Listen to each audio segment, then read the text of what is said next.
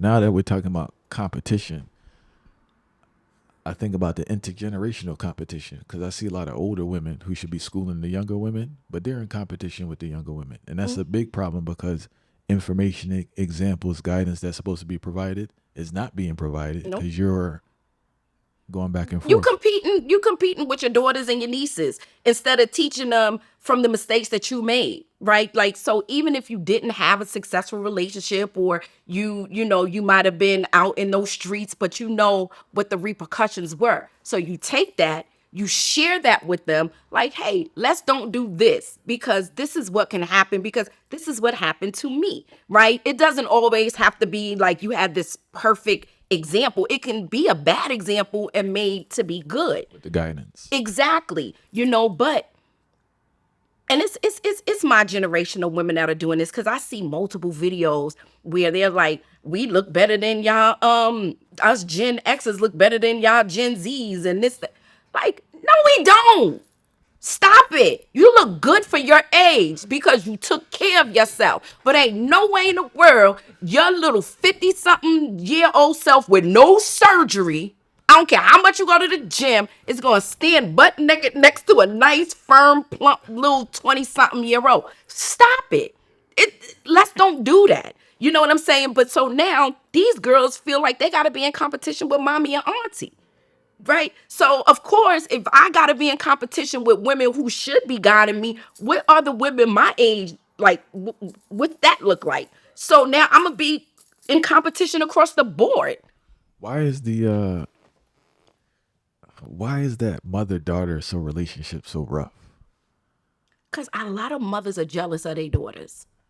A lot of mothers are super jealous of their daughters because, especially, and I'm gonna keep saying my generation, because we the aunties, the uncles, and the mamas and daddies right now, right?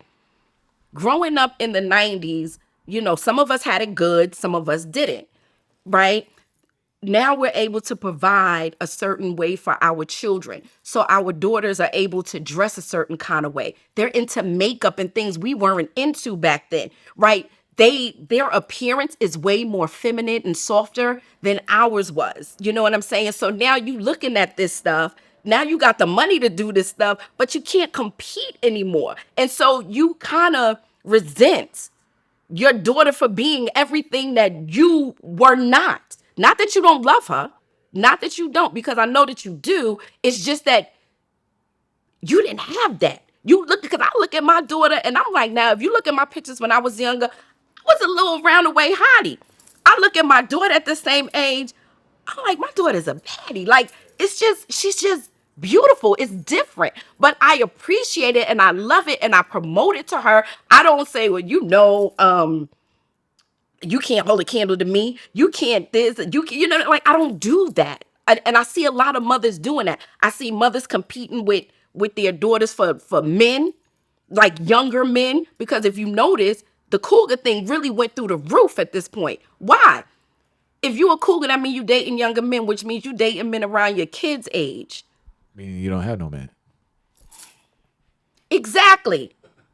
And so now you got your daughter who is probably keeping him or in a relationship or has something you never had. And that makes you jealous because maybe she learned from your mistakes. And now you're jealous. So a lot of women are jealous of their daughters, period. I've witnessed firsthand seeing how a woman who didn't have stability was jealous of a daughter with stability. Because but and this is the catch 22, is because you provided the stability for her, but then you jealous of it because she's able to become and be everything that you weren't, that you never had the opportunity to be. I think as a culture, both men and women, mother and fathers, grandparents, grandmothers, they struggle with seeing the younger generation do better than them.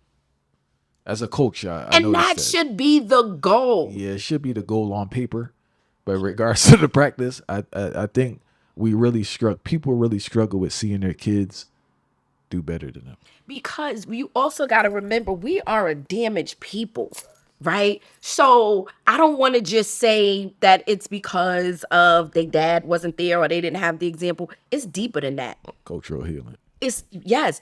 I mean, people try to act like slavery didn't exist and that didn't have an impact. It did have an impact. We carry those genes to this day. People try to act like Jim Crow didn't happen. It did. It was over in the 70s. I was born in the 70s. So we not that far removed from it, from Redline and from all of these different things that made us feel like we had to scrape and scrounge and scratch. And so the way that we think is all warped. Some of us, not all of us, but some of us can't see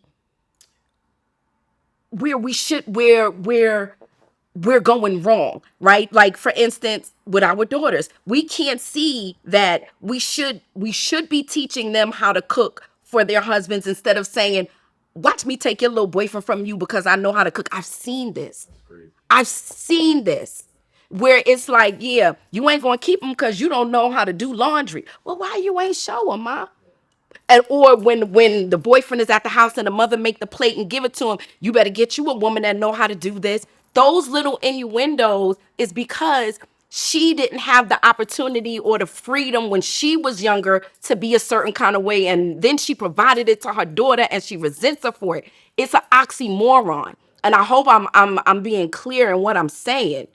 And you understand where I'm trying to go with that. It's like you can't give her sugar and then get mad that she don't have shit, right? Because you provided that for her. And she's softer than you. And she's not damaged yet. And you see her innocence and you see all of these things that you once were, but the world got to you, right? The world get to it. That's just what it is. And you resent that. You resent it. What advice would you give to mothers out there who struggle with jealousy and the resentment of their daughter? Like we said earlier on, get fixed. Like, do the work. Do the work. Like, find out, why do I feel this way?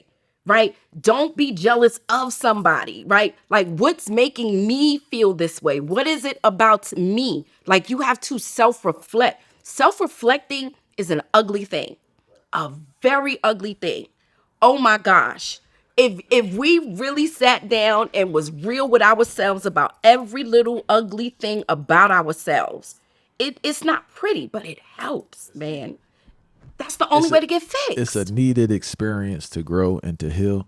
See, And if you're unable to do it or you're scared to do it, you're gonna be stuck in that thing. you're gonna forever and always be this bitter, undercover, bitter, spiteful, resentful person, even though you try to put on a mask that you're not. You will never be happy. We were not put on this earth to be unhappy like that, right? We come from a culture where we didn't go to therapy, we didn't do these things. But now we've learned, we're in the age of information. It's nothing wrong with it.